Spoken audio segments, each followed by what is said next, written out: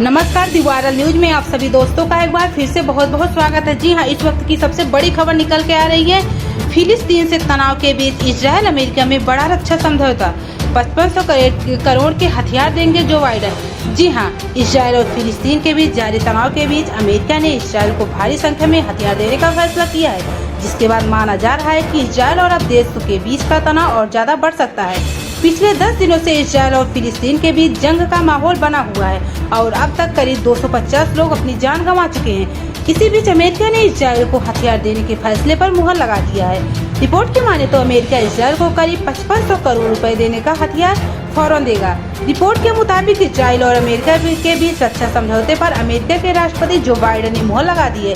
दोनों देशों के बीच 73 करोड़ डॉलर यानी करीब 5400 करोड़ रुपए का रक्षा सौदा किया है, लेकिन अमेरिका के अंदर ही इस बिल को लेकर बवाल मच गया है। इस रक्षा सौदे का विरोध कई अमेरिकी सांसदों ने किया है, जिनमें ज्यादातर जो बाइडेन की पार्टी के हैं। दरअसल इस वक्त जो बाइडेन की पार्टी के कई ऐसे सांसद हैं जिन्होंने अमेरिका के इजरायल को समर्थन देने पर भी आपत्ति जताई है। बाइडेन ने प्रशासन लगातार इजरायल के साथ खड़ा हुआ है। इतना ही नहीं, अमेरिका लगातार तीर पर इजरायल के खिलाफ यूएन में लाए गए प्रस्ताव को रोक चुका है। ऐसे में कई सांसदों ने जो बाइडेन के नेतृत्व पर सवाल खड़े किए थे। वहीं अमेरिका में इजरायल को समर्थन दिए जाने का भी नाम दिया जा रहा है, क्योंकि इजरायल के मुद्दे पर अमेरिका की दोनों पार्टियों के सांसद एक शून्य हद तक बोलते चले आ रहे हैं। वाशिंगटन पोस्ट की रिपोर्ट के माने तो अमेरिका की सरकार ने इस अच्छा सौदा समझौते को पर 5 मई में अमेरिकी संसद को जानकारी दी थी। वहीं हथियारों की बिक्री को लेकर संसद को अप्रैल में सूचित किया गया था, लेकिन अब जाकर कुछ सांसदों ने हथियार समझौते पर सवाल खड़े किए थे। अमेरिकी संसद को किसी रक्षा समझौते पर सवाल उठाने के लिए 15 दिनों का समय भी लग सकता है, लेकिन अब भी ज्यादातर रिपब्लिक और डेमोक्रेटिक सांसद इजरायल के पक्ष में ही है। लेकिन अमेरिका इजरायल रक्षा सौदे ने इस जंग में घी डालने का काम जरूर किया है और फिलिस्तीन के लिए बहुत बड़ा झटके का काम है। अमेरिका ने ये हथियार इजरायल को उस वक्त देने का फैसला किया था जब दोनों देश युद्ध के मैदान में खड़े हुए थे।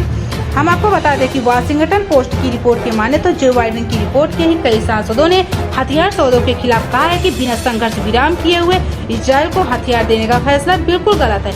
वहीं अमेरिकी सीनेट ने विदेश मामलों को सीनेट ने अपनी रिपोर्ट में कहा है कि इजरायल ने गाजा में मीडिया दफ्तर को निशाना बनाया था, जिसमें एक अमेरिकी समाचार एजेंसी भी शामिल थी। इजरायली सेना के पहले कई बेगुनाहों की जान गई थी। वहीं जो बाइडेन की पार्टी के एक सांसद ने कहा है कि बिना संघर्ष विराम के इजरायल के हाथ में हथियार देने का मतलब है कि इजरायल फिलिस्तीन में नरसंहार को अंजाम दे सकता है। एक डेमोक्रेटिक सांसद में कहा गया कि बिना संघर्ष विराम के इजरायल को स्मार्ट बम दे देना, हथियार अच्छा समझौता कर लेना काफी खतरनाक है। बिना सीज फायर के इजरायल के हाथों में हथियार देने का मतलब है नरसंहार को बढ़ावा देना।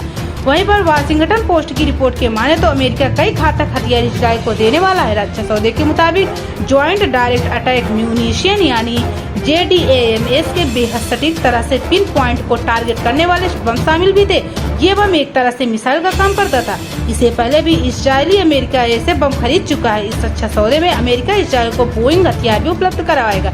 वहीं इजरायल की तरफ से कहा गया है कि वो अमेरिका में स्मार्ट बम खरीदेगा ताकि फिलिस्तीनियों से इजरायली नागरिकों की रक्षा की जा सके। इजरायल ने कहा है कि आतंकी संगठन हमास गाजा पट्टी में आम नागरिकों को ढाल की तरह इस्तेमाल कर सकता है। जो बाइडेन से पहले अमेरिका के राष्ट्रपति जो बाइडेन के ताल्लुकात सऊदी अरब और संयुक्त अरब अमीरात से काफी अच्छे संबंध थे और डोनाल्ड ट्रंप सऊदी अरब UAE को हथियार देने के लिए राजी भी हो गया था, जिसका विरोध डेमोक्रेटिक सांसदों ने काफी ज्यादा किया था। और जब अमेरिका में जो बाइडेन सत्ता में आए थे तो उन्होंने सऊदी अरब और UAE को हथियार देने पर अस्थायी रोक लगा दी थी।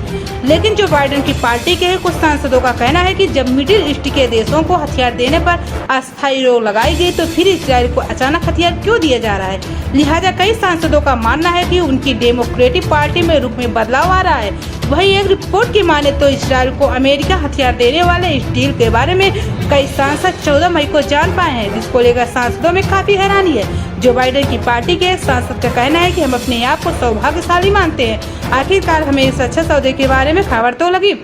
सीनेट ने जो बाइडेन की पार्टी के एक सीनेटर का कहना है कि हाँ, पार्टी के रूप में इजरायल को लेकर काफी बदलाव भी आया था। हम हर मुद्दे पर इजरायल को समर्थन भी करते हैं। इस बात की ये उम्मीद है कि काफी कम है कि इजरायल के साथ ये रक्षा सौदा रद्द किया जाएगा। वहीं माना जा रहा है कि इजरायल के साथ रक्षा समझौते के लेकर डेमोक्रेटिक पार्टी में मतभेद और ज्यादा गहरा हो सकता है। डेमोक्रेट पार्टी के अंदर एक ऐसा गुट है जो खुले तौर पर इजराइल का समर्थन करता है और इस गुट के सीनेटर्स ने साफ तौर पर कहा है कि इजराइल को अपनी रक्षा करने का पूर्ण अधिकार भी है। लेकिन कई ऐसे सांसद भी हैं जो इजराइल का समर्थन करते हुए भी फिलिस्तीनियों को लेकर इजराइल के वर्तमान रुख पर नजर भी रख रहे हैं। फिलहाल इस वीडियो में इतना ही। अगर आपको ये वीडियो पसंद आए तो लाइक करें, शेयर करें और कमेंट के माध्यम से अपनी राय देना ना भूलें।